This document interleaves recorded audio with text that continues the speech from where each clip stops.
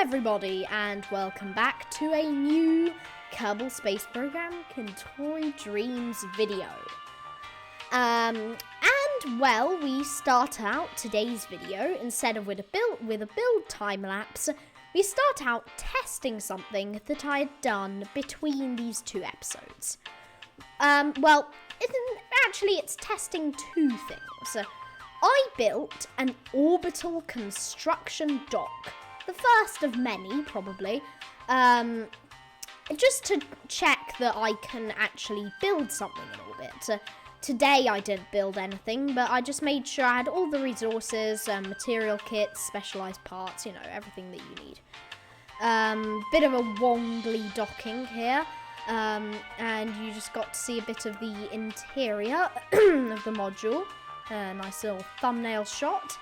And looking around the station just to make sure everything was here. The other thing I was testing, which is this spacecraft, is a spacecraft I designed to get into orbit and back down as fast as possible, and also be able to bring quite a few crew members. Now it cuts to day, and it actually cuts to our build of today. Yes, and of course, as you saw in the title and thumbnail, today we're not doing anything particularly interesting, but what we are doing is actually sending colonists to our Duna colony. Because if you remember in, episode 5 or 6? I can't remember. I started off by showing you my colony. But as I think I said, I don't have any crew members inside of it. I was waiting for a date that it would have been optimal to make something like this.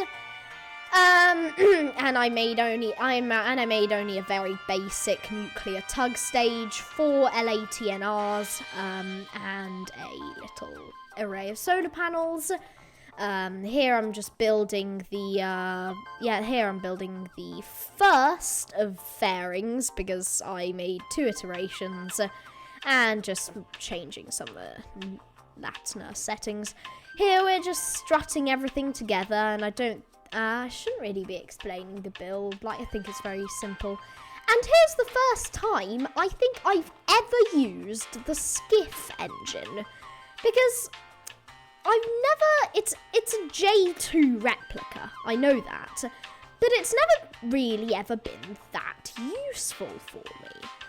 But anyways, here we are, getting ready for launch, which has just happened, and with the 2FX profile I'm using, all the engine effects have got really, really big glow, which is very realistic, and I like it that way. And here we are igniting our J2s, or our skiff engines. And I have to say, they impressed me for the first time I ever used them. I was always looking at the stats of them, and I was like, how is this any better than the Wolfhound? It's very, very simple engine. But as you can see, just finishing off our circularization with our LATNRs. Excuse me for the cough, because I have one right now. Excuse me if my voice sounds a bit icky. But as you can see, you can just see the LATNRs firing, and we are underway. And I was using the thrust through time warp feature of Interstellar Extended. Here I was just finishing up my maneuver node to get a nice Duna periapsis. Excuse me. Wow. Nice Duna periapsis, and here we are. Just finishing up. I made sure to get an inclined periapsis rather than an equatorial one, because our colony, which I call Meteorix, our colony is actually not on the equator. I would have liked to have landed it on the equator when I did land it, but some things I just wasn't able to do. Here, just finishing up my Duna circularization maneuver and warping towards Duna. But yeah, now comes a period of, I think, quite faffing around, but you can see a bit of cool stuff now. See, my design for this is to have these 4 little drop pods, which will shoot off the mothership and have the crew inside of them, and they have just enough Delta V to land on Mars, not to return up to orbit, because that's not really the purpose of today's mission. And it's just not really the purpose.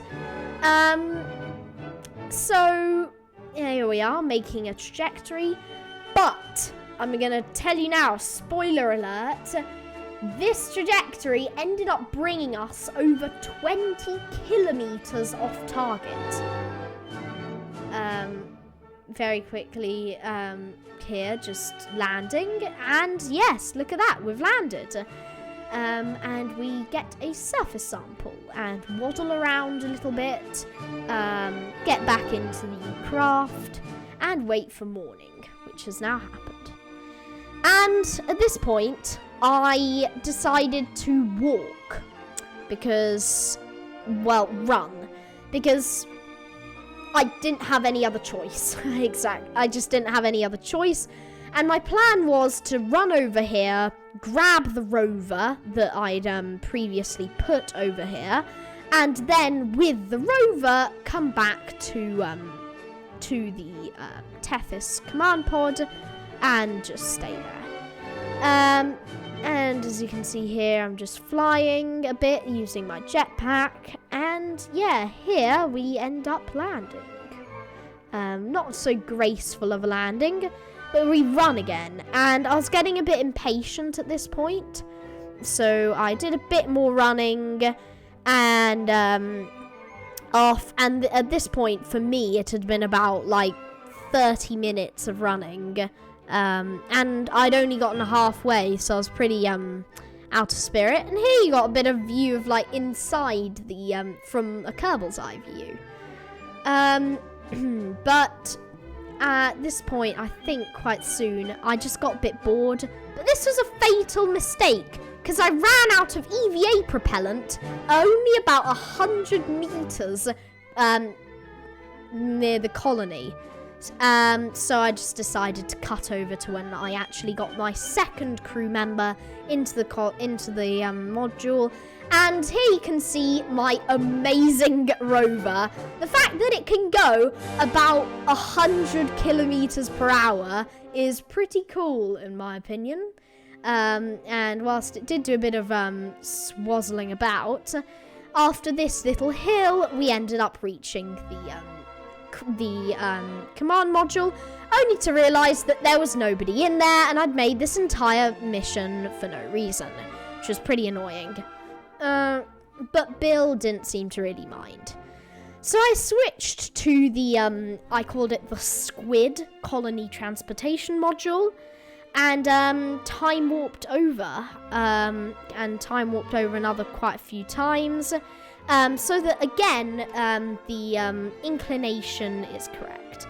And our pod is jettisoned again, we activate our engines, and this time getting a much, much, much better trajectory down, and we activate our, what I said in last episode was our night vision cameras, just for a better view of the surface.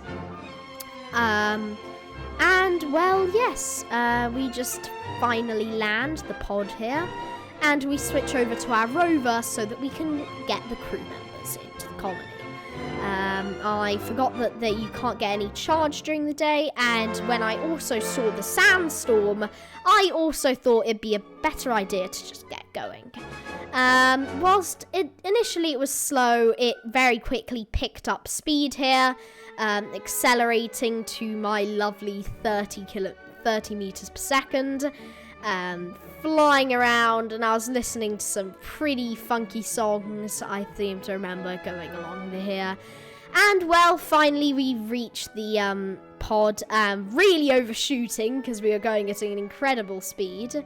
And, yeah, we got back into the module, get back over here, and I switched over to the command pod, and I got back in. And here I just cut away, because there's a whole bit of travelling there.